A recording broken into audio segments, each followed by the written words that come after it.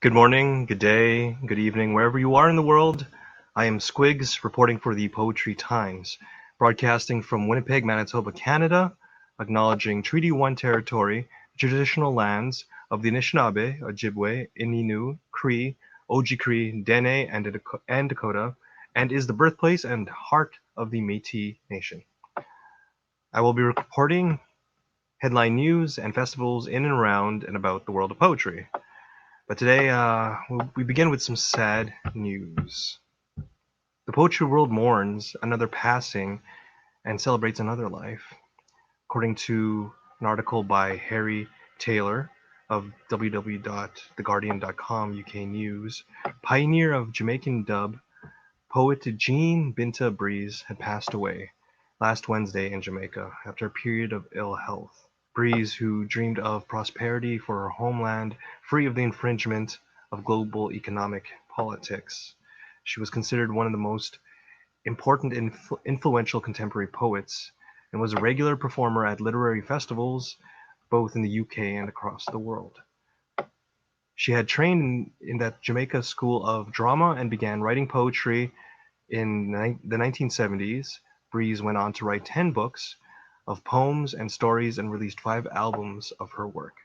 Her poetry was also used in the Poems of the Underground series in London, The Rising being reprinted in tube carriages for passengers to read. Now, poet Michael Rosen, who had shared a stage with Breeze, spoke with The Guardian, saying, Her poetry and performance was an announcement about womanhood, ethnicity, color, and nationhood. Breeze had arrived in the UK in the mid-1980s at the invitation of Linton Kwesi Johnson to perform at the International Book Fair for Radical Black and Third World Books, better known as the Black Book Fair. She stayed in the UK and continued to teach and write and perform while splitting her time between Leicester and Jamaica in her later years. She also worked as a director and scriptwriter for theatre, television, and film. Her work led her to be awarded the MBE in 2012 in the Queen's Birthday Honours for her services to literature. You can still watch her performances on YouTube, and for more on this article, please visit www.theguardian.com/UK news. Over to Ireland. In an article from the Coleraine Times by Una Culkin, Poetry Ireland announces Ballycastle as a poetry town. Poetry Ireland has announced details of Poetry Town. It is a new initiative which will see more than 100 free poetry-related activities take place in 20 towns across Ireland, and Ballycastle is one of them. Ballycastle will host activities for the town, being organized by Poetry Ireland in partnership with Flowerfield Art Centre, Causeway Coast, and Glansborough Council, and the literary arts company Quotidian, Word on the Street, Poetry Jukebox. As part of the initiative, Poetry Ireland, together with its local authority partners, will appoint a poet laureate for each participating town. The chosen poet laureates, who will either be from the respective local area or have strong connections with it, will be commissioned to write a poem honoring their poetry town and its people. The poet laureates for each town will be announced this month. Each poem will be revealed and presented to the people and the participating towns at a series of flagship online events, one of which will be hosted in each town, which will feature contributions from local poets, artists, and musicians. There will also be a wide variety of additional activities in the poetry towns. These will include a series of poetry events involving local poets, poetry workshops, public engagement activities, which will vary from town to town. Local businesses, including cafes and chemists, will also be participating in the activities to celebrate their towns by distributing pocket poems to customers. For more details on this, full details on this are available on poetrytown.ie. And for more on this article, please visit www.colerainetimes.co.uk/lifestyle.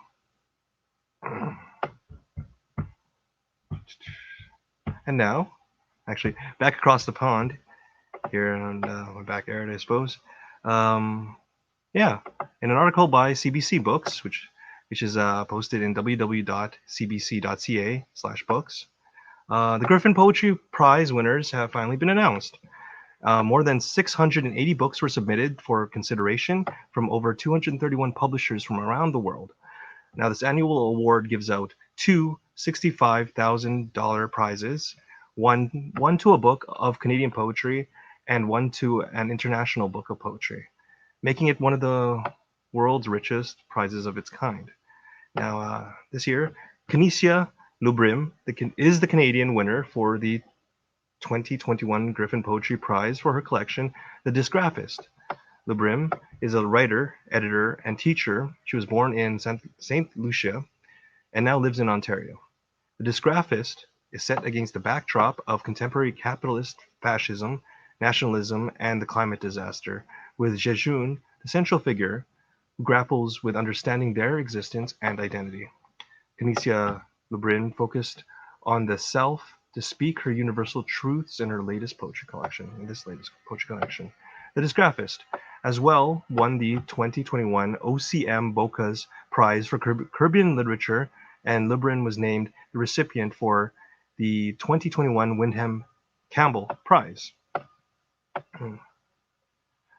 Other Canadian finalists were Joseph Dandurand for The East Side of It All and Yusuf Saadi for Pluviophile. In the international category, Belarusian poet Valzina Mort won the international award for the Griffin Poetry Prize for their work The Music for the Dead and Resurrected. In Music for the Dead and Resurrected, Mort writes about memory as something that can reopen a wound or act as an inoculation.